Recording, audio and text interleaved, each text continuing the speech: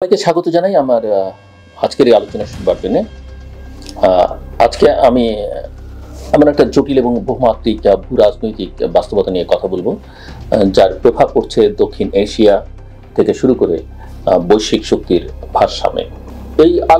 আমার এই আলোচনার মূল ফোকাস হচ্ছে ভারত চীন সম্পর্কের সাম্প্রতিক যে উষ্ণতা, চীনে বাংলাদেশের প্রধান উপদেষ্টার সফর এবং এর প্রভাব ভারত বাংলাদেশ সম্পর্কের উপর। আপনারা জানেন যে বাংলাদেশের প্রধান উপদেষ্টা 26শে মার্চ চীন সফরে গেছেন।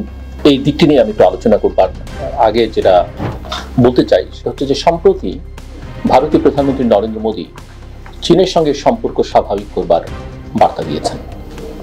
সীমান্তে স্বাভাবিক পরিস্থিতির দাবি এবং পারস্পরিক সহযোগিতার আহ্বান এসেছে এমন সময়ে, অর্থাৎ চীন এবং ভারতের মধ্যে যখন মাত্র কয়েক বছর আগে 2020 সালে লাদাখে রক্তাক্ত সংঘর্ষ হয়েছিল। চীনও মোদীর বার্তাকে, অর্থাৎ ভারতীয় প্রধানমন্ত্রী নরেন্দ্র মোদীর এই বার্তাকে ইতিবাচকভাবে দেখছে।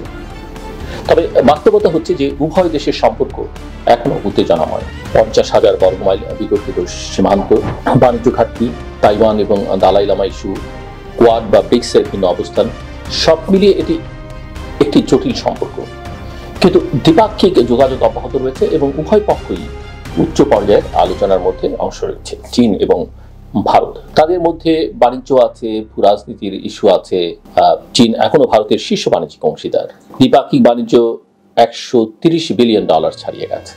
যদিও ভারতের চীনের রপ্তানি অনেক বেশি, তবে ভারত এখন নবায়নযোগ্য জ্বালানি, চিপ প্রযুক্তি উৎপাদন এবং সামরিক খাতে স্বনির্ভরতার দিকে এগোচ্ছে। একই সঙ্গে দক্ষিণ পূর্ব এশিয়ার দেশগুলোতে ভারতের প্রতিরক্ষা ও প্রযুক্তি সহযোগিতা বাড়ছে, যেটা চীনের জন্য নিঃসন্দেহে একটা বড় উদ্বেগের বিষয়।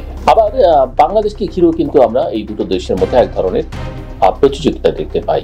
ভারত এবং চীনের সম্পর্ককে কেন্দ্রে এখন বাংলাদেশ।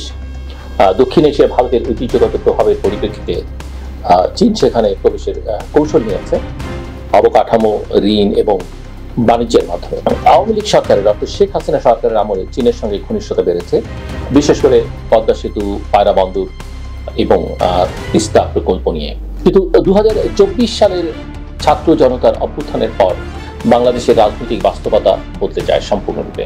ভারত তখন অন্তর্বর্তী সরকারকে স্বীকৃতি দিতে দেরি করে, আবার চীন ছিল অপেক্ষাকৃত বন্ধুত্বপূর্ণ।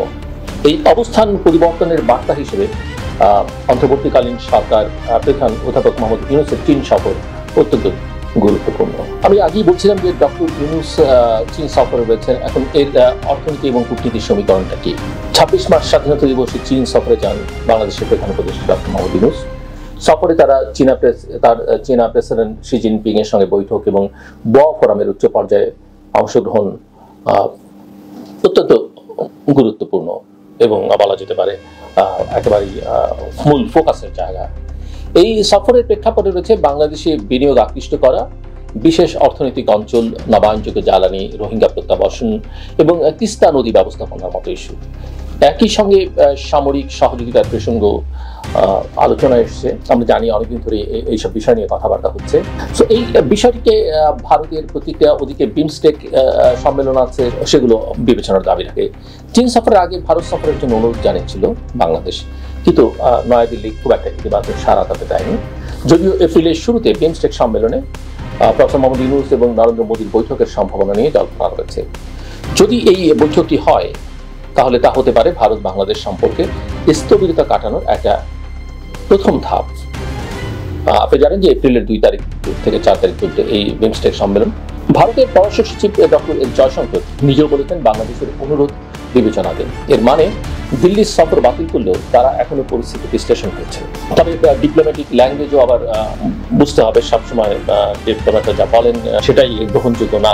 এই জায়গাটিতে আরেকটি অত্যন্ত বিষয় গুরুত্বপূর্ণ যে যুক্তরাষ্ট্র, ট্রাম্প প্রশাসন এবং এর আঞ্চলিক প্রভাব। যুক্তরাষ্ট্রের সঙ্গে বাংলাদেশের অন্তর্বর্তী সরকারের সম্পর্ক এখনো অনিশ্চিত।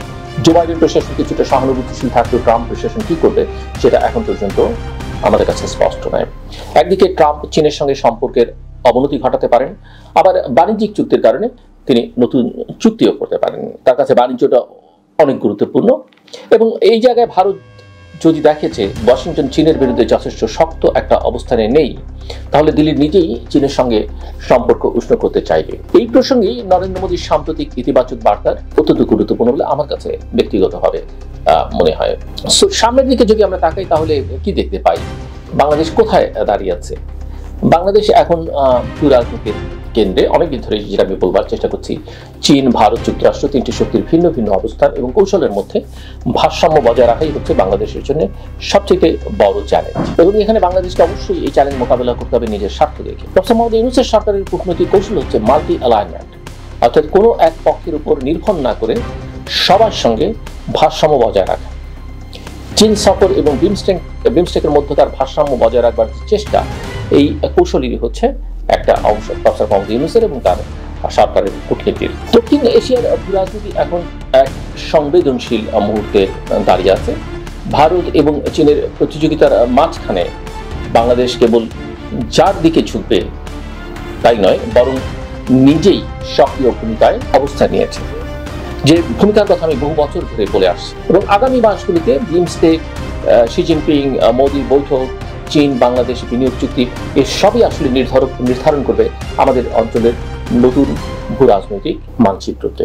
আমি বারবার বলবার চেষ্টা করছি, বাংলাদেশ যে জিও স্ট্র্যাটেজিক লোকেশনে আছে, বাংলাদেশের জনসংখ্যার যে শক্তি, আমাদের যে পোটেনশিয়াল আছে, আমরা এই অঞ্চলে আর দর্শকের ভূমিকায় থাকতে চাই না, থাকতে পারি না। আমাদের আসলে কোনো না কোনোভাবে ক্ষুদ্র আকারে হলে একটা প্লেয়ারের ভূমিকায় অবতীর্ণ হতে হবে। এবং আমি তো দেখি আগামী কয়েক দশক পরে বাংলাদেশ এশিয়ায় একটা বড় শক্তি হিসেবে আবির্ভূত হতে হবে, এবং সেটা নির্ভর করে আমাদের রাজনৈতিক নেতৃত্বের প্রজ্ঞার উপরে। এবং আমি বিশ্বাস করি আমরা সেই প্রজ্ঞা